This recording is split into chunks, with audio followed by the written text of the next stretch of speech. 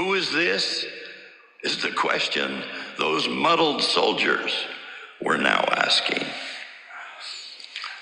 The answer to that question could not have been in his looks, for Isaiah had prophesied some 7 centuries earlier that he hath no form nor comeliness, and when we shall see him, there is no beauty that we should desire him. It certainly wasn't in his polished wardrobe or his great personal wealth, of which he had neither. It could not have been from professional training in the local synagogues.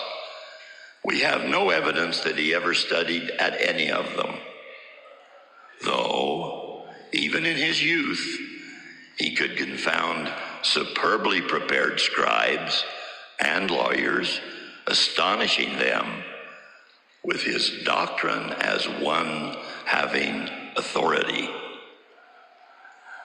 From that teaching in the temple to his triumphant entry into Jerusalem and his final unjustifiable arrest, Jesus was routinely placed in difficult, often devious situations in which he was always triumphant. Victories for which we have no explanation except his divine DNA. Yet, down through history, many have simplified, even trivialized, our image of him and his witness of who he was. They've reduced his righteousness to mere prudishness, his justice to mere anger, his mercy to mere permissiveness. We must not be guilty of such simplistic versions that conveniently ignore teachings we find uncomfortable. This dumbing down has been true even regarding his ultimate defining virtue, his love. During his mortal mission, Jesus taught that there were 2 great commandments. It has been taught in this conference and will forever be taught. Love the Lord thy God, love thy neighbor as thyself.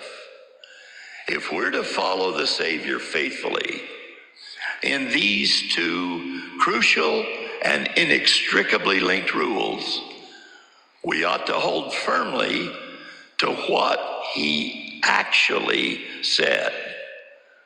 And what he actually said was, if you love me, keep my commandments.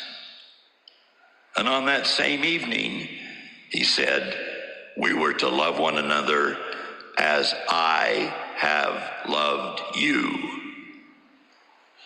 In those scriptures, those qualifying phrases defining true Christ-like love, sometimes referred to as charity, those qualifiers are absolutely essential. What do they define? How did Jesus love? Well, first, he loved with all of his heart, might, mind, and strength, giving him the ability to heal the deepest pain and declare the hardest reality.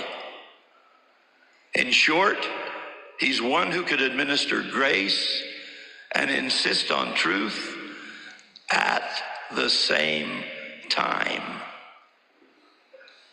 As Lehi blessed his son Jacob, redemption cometh in and through the Holy Messiah, for he is full of grace and truth.